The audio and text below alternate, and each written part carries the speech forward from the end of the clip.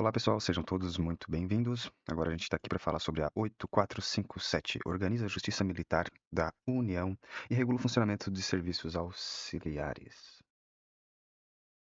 Essa lei, ela embasa o regimento interno, ela dá algumas normativas mais gerais para que depois o regimento interno seja feito também obedecendo o disposto aqui na 8457. Então, muita coisa que a gente vai ver aqui, a gente vai ver também no regimento interno, que vem no regimento interno, vê aqui. Isso, de certa forma, facilita o nosso estudo. Vamos começar então. Aqui a gente tem alguns tópicos. A 8457, ela está separada em três tópicos, três grandes tópicos. Estrutura, os serviços, a organização em tempo de guerra e a final transitório aqui. Eu vou abrir cada um desses tópicos e falar o que eu achei mais importante em cada um deles. São órgãos da Justiça Militar. O que que acontece aqui? A gente tem 2, 3, 4, 5, 6, 7. 2 foram revogados, a gente fica com 5. Atualmente são 5. O que que vai colocar lá na questão para ser errada? Vai colocar ou a auditoria ou os juízes auditores e os juízes auditores substitutos. Então é interessante, eu gosto de deixar o revogado para que a gente entenda que se... Porque eu, pensando pelo lado do examinador, eu poderia simplesmente colocar isso aqui, que os juízes auditores e os juízes auditores substitutos são órgãos da Justiça Militar. E tá errado, né? Foi revogado. E agora se fala os juízes federais da Justiça Militar e os juízes federais substitutos da Justiça Militar. Não se fala mais auditoria de correição, e sim corregedoria da Justiça Militar. E também temos aqui o juiz corregedor auxiliar. E um esqueminha, só para simbolizar o que a gente acabou de falar. 8457 trata de estrutura. Então tem aqui as circunscrições. Anotem que é em tempo de paz, se divide nessa situação em tempo de paz. Então a gente tem 12 regiões. Eu acho que é importante decorar que são 12 regiões. Embaixo eu fiz um mapa das 12 regiões para a gente ter uma noção de que, por exemplo, a região 1 compreende Espírito Santo e Rio de Janeiro, 2 São Paulo, 9 Mato Grosso e Mato Grosso do Sul, 5 Paraná e Santa Catarina. Só para ter uma noção. E aqui em cima está escrito. Não sei se pode ser cobrado e tal, mas é bom para dar uma olhada, pelo menos ter conhecimento. Então a gente falou ali de um panorama mais geral, né, das disposições preliminares e das circunscrições. Agora, depois dessa parte de estrutura, ele começa a falar do STM, depois dos órgãos, e depois da corregedoria, das auditorias, né, que é órgãos de primeira instância, da corregedoria, das auditorias. Então vamos ver o que tem de mais importante aqui em cada um deles. É, STM, composição, né, 15 ministros, dividido aqui em 3, 4, 3, 5. Essa parte aqui é bem importante. Eu acredito que vai ser cobrado isso aqui. Saber aqui como que se divide, os 5 civis, né, 3 advogados e 2 entre juízes federais e membros do Ministério Público Militar. Composição do Conselho de Administração. Lembrar que é o presidente, o vice e mais 3 ministros. Competência do STM, tem que dar uma lida. Ainda que no STM a gente tem essa parte de delegação e tal. E uma coisa que eu acho importante aqui é o quórum de 2/3. Então, coloquei aqui, ó, para questões ali da indignidade, incompatibilidade, representação, formulada ali pelo Ministério Público Militar, feitos do Conselho de Justificação, decisões sobre aposentadoria e questão ali de remoção. Então, eu tentei aqui destacar as palavras-chaves para que a gente lembre que, nessas situações, o quórum é de 2/3. Daí já, as outras situações judiciais e administrativas são tomadas pela maioria dos votos, e tem que ter no mínimo ali 8 ministros, né, mas tem que ser no mínimo 4 militar e 2 civis. Competência do presidente do STM, super importante, não vou ler todas aqui, mas destaquei as palavras-chaves ali de todas elas, né. E no RI também eu fiz alguns esqueminhas ali, hã, tentando agrupar as que são similares, tentando criar categorias de forma que facilitasse ali a minha memorização. Aqui já entrando na parte agora dos órgãos de primeira instância, essa parte é muito interessante. O artigo 11 fala que cada circunscrição judiciária militar corresponde a uma auditoria, né? A cada circunscrição corresponde uma auditoria, excetuadas as primeira, segunda, terceira e 11ª, que terão. Então, coloca aqui certinho. Eu criei aqui essas notinhas com as 12 circunscrições. Todas elas têm uma auditoria, com exceção da primeira, da segunda, da terceira e da 11ª. E aqui eu coloquei o número que tem de auditoria nelas. Não é uma como nas demais, são mais. Então, na primeira circunscrição, a gente tem 4 auditorias, na segunda tem 2, na terceira tem 3 e na 11ª tem 2 auditorias. Uma forma de lembrar aqui é que é 1, 2, 3, 11, né? 1 é o primeiro, então tem mais, é 4. O 2 e o 3 são iguais ao número da circunscrição. E a 11ª é soma com 1 mais 1, dá 2. Aqui na parte da corregedoria também é saber sobre a composição, né? Sempre a composição é importante saber, né? Deixa eu só alterar aqui o modo para ficar mais fácil de ver aqui. Então, um ministro corregedor, um corregedor auxiliar e um diretor de secretaria e auxiliares. Ah, isso aqui eu achei muito interessante. São correições especiais que independerão de calendário prévio. Aí tem as situações: apurar irregularidades, sanar problemas, verificar implementações.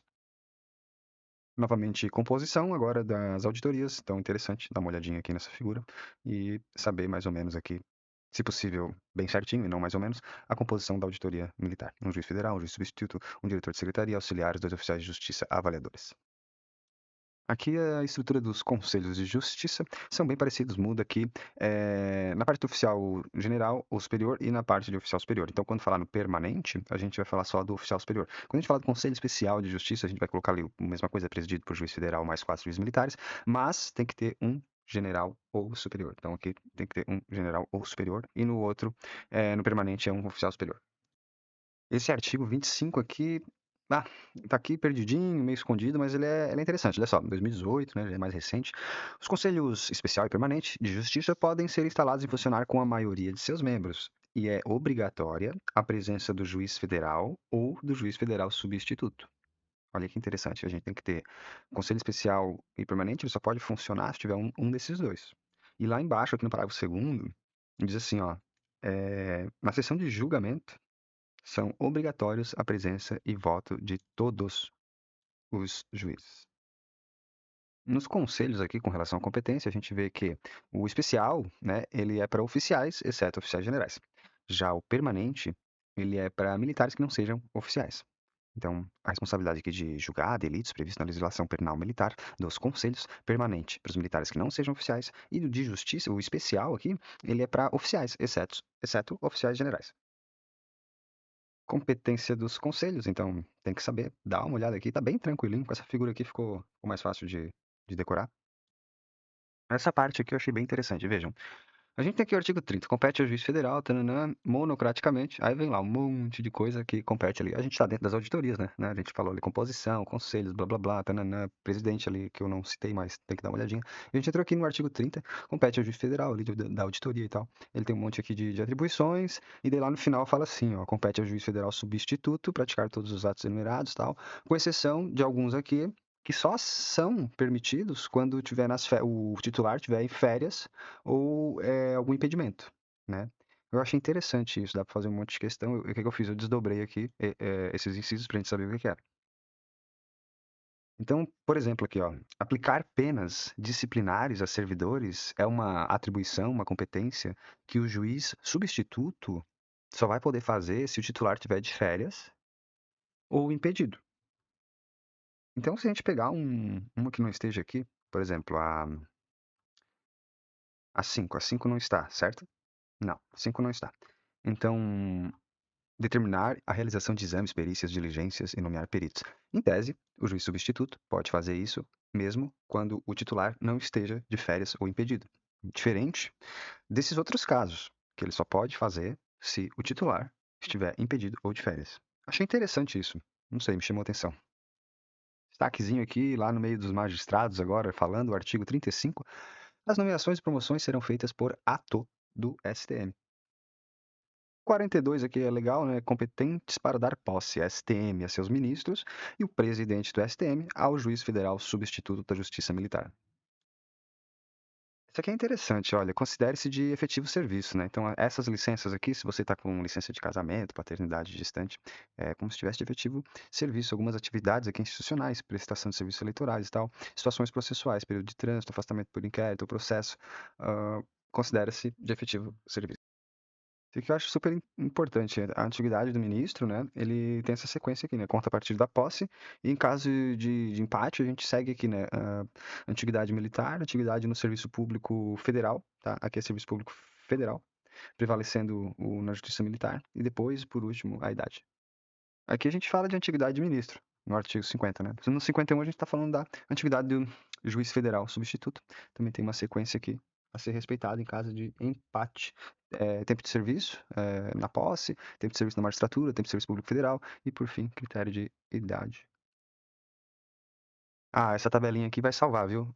É uma questão aqui de substituição.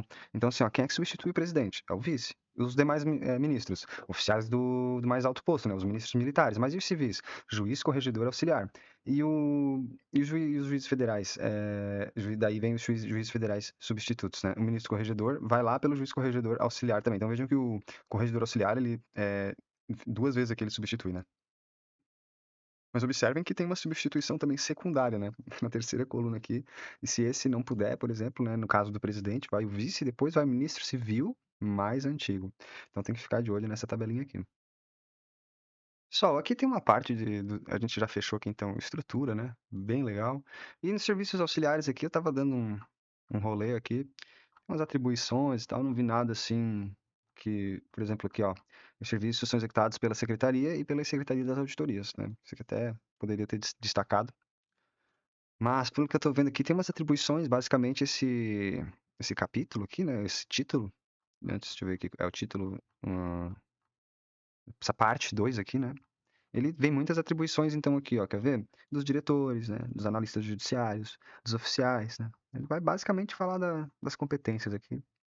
E a gente depois entra do regime disciplinar. Essa parte aqui está dentro das atribuições, veja.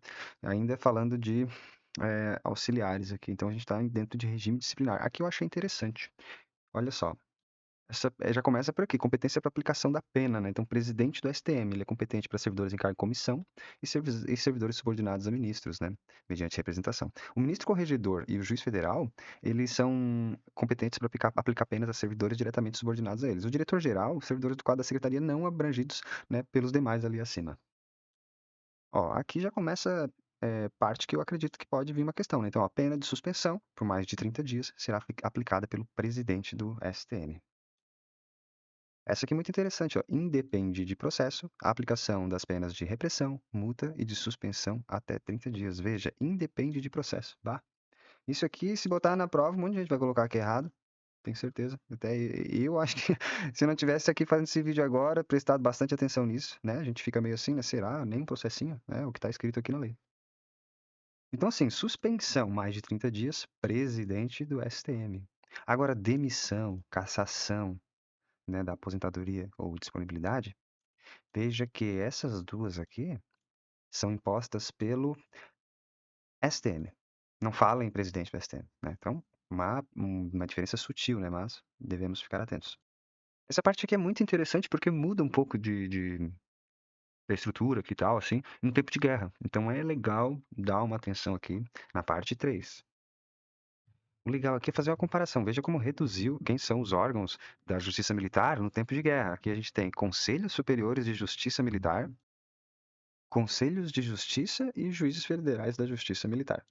Veja que quando a gente compara aqui na situação normal, né, a gente tem o STM, a Corregedoria, o Juiz Corregedor, os Conselhos de Justiça, né? A gente tem aqui 1, 2, 3, 4, 5. E no tempo de guerra a gente tem apenas 3. Então é importante a gente fazer essa comparação, porque muda um pouco, e se botar lá na questão tempo de guerra, a gente tem que lembrar do 89 e não do primeiro, o artigo falando.